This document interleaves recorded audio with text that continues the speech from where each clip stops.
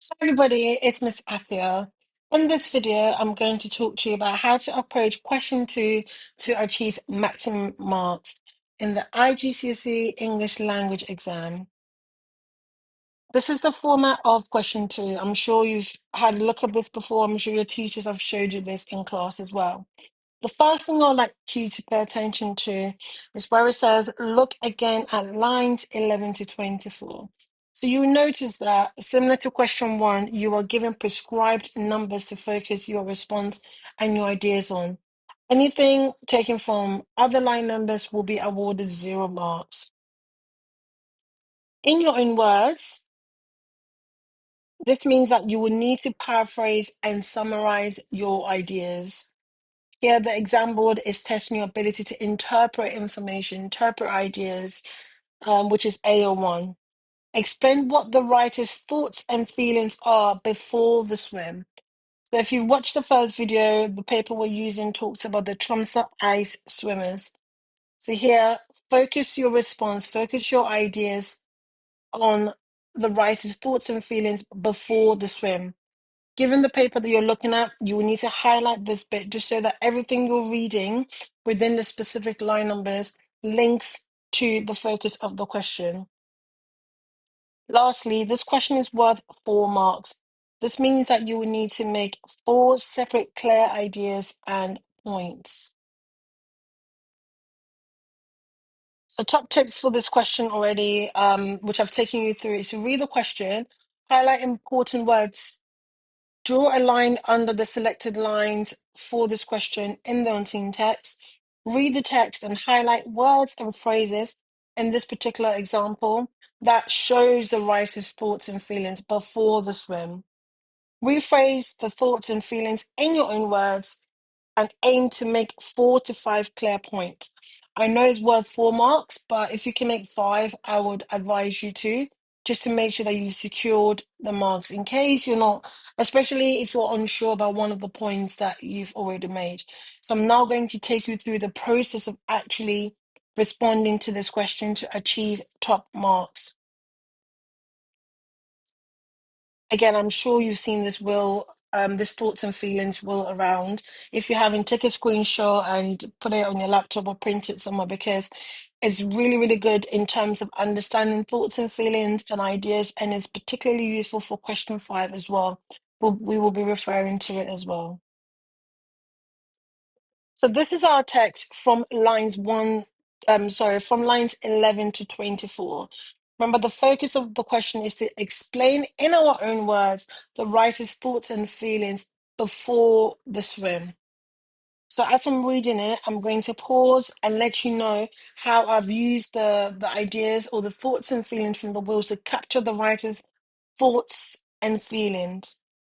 So I feel like our son Rex looks before he's got an important line in a school assembly. So the writer is about to go on the swim. Remember, the question is before the swim. So I've highlighted that in red because he's saying, I feel like our son Rex looks before he's got an important line in a school assembly. So here it's clear that the writer is feeling nervous. By comparing themselves to their son before performing an important line in a school assembly, they express a sense of self-consciousness and unease. So that is one idea, that's one thoughts and feelings that I can write down. All puffy faced and grey. He's a pupil, not a headmaster. I do quite a lot of laughing rather too loudly. So I've highlighted again, I do quite a lot of laughing, showing again this sense of nervousness because the excessive laughter suggests the writer is perhaps trying to mask their discomfort. And the third thing that I've highlighted here is credential like Norwegian ice swimmers team 2012. So they're ready in seconds, but I have to change right here on the snowy beach. So the fact that the other swimmers are ready in seconds shows that he's probably feeling intimidated. Again, what is the thoughts and feelings here? He's feeling intimidated. And I'm going to explain that in my own words by saying that the writer feels overshadowed by the professionals who appear effortless and efficient in comparison to him. That's the third thing that I've been able to tease out in terms of the writer's thoughts and feelings before the swim. What do I stand on? What do I stand on while I'm getting ready? Again, the sense of him feeling inexperienced, which shows a lack of confidence and unfamiliarity with the process. And the last thing that I've picked out is towards the end. The writer says, "Then I'm ready. If I'm going to do this, then it were, then it were well. It was done quickly." Our famous line from Macbeth there. So here there's a sense that he's feeling very determined. Despite the writer's fears, the writer resolves to push through and face the challenges. So if I looked at my exam paper, if I looked at the insert, this is the kind of annotations that I would expect to see. Highlighting, identifying the thoughts and feelings, and writing a quick explanation for that particular evidence I've been able to tease out. So the next stage is we're going to look at how we can turn all of our annotations into a response that is going to secure us the full 4 marks. This is a candidate response. You could pause the video and have a look at how you might approach this question if you want to have a go at it. But I just want to talk to you about how and why this question, this response received a 2 out of 4. The writer feels like his son Rex looks before he's got an important line in a school. The writer does not know what to do in the quote, "What do I stand on while getting ready?" The writer feels scared because he was told stories about people dying. He's terrified because he knows how people have died and that it can happen to him. Now, this response received only 2 marks because they've made two explanations. They've given two explanations. The first one is that the writer does not know what to do. And the second thoughts and feelings that they've explored is the fact that the writer feels scared. The writer feels scared. So here, this response received a 2 out of 4. Like I've mentioned, if you want to have a go at this, I'll advise you to pause the video, have a go at it before we look at the full 4 mark response.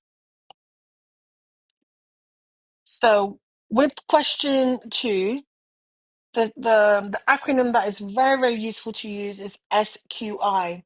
And the Q for quotation is optional because remember, in the question, it doesn't say that you have to use quotations or you may use quotations. However, if you want to use quotations to explain your ideas further, you're more than welcome to. So within this response, there's some bits where I've used quotations, other bits where it's just SI, other bits where it's SQI, just to show you the different ways that you can structure a response. S stands for statement. Start by making a clear point about the writer's feeling. Q is for quotation, support your point or your idea with a relevant quote or detail. And I is for inference, but here you're just explaining the writer's thoughts and feelings and linking it back to the question. Everything you're seeing here is from the annotation that I had just showed you a few moments ago. So we're going to use firstly, also, furthermore, and finally. Remember, it's 4 marks, so we want to make it very, very clear for the examiner to see that we're making 4 separate points.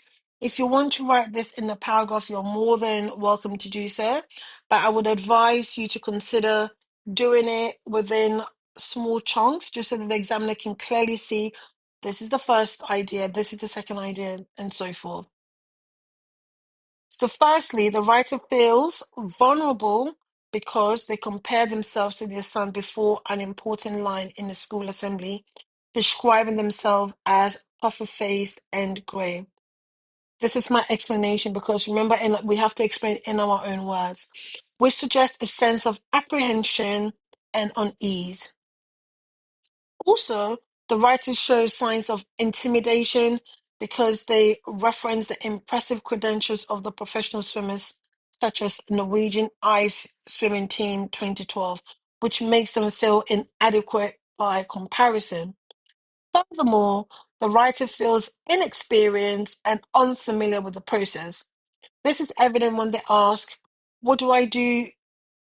What do I stand on while I'm getting ready? This question highlights their uncertainty and lack of understanding about the practical aspects of ice swimming, showing how unprepared they feel. And I really want to make it clear to the examiner that this is my final point. So finally, the writer demonstrates determination. And here you'll notice that there is no quote. So I'm just showing you how you can also write your response without a quote if you're just going to do SI. Finally, the writer demonstrates determination because they show a clear resolve to face the challenge head on, deciding to act quickly rather than hesitating or letting their discomfort hold them back. And here is a full 4-mark response to the question about how the writer feel his thoughts and feelings before the swim. I remember it's SQI and the Q is optional. The quotation bit is optional here.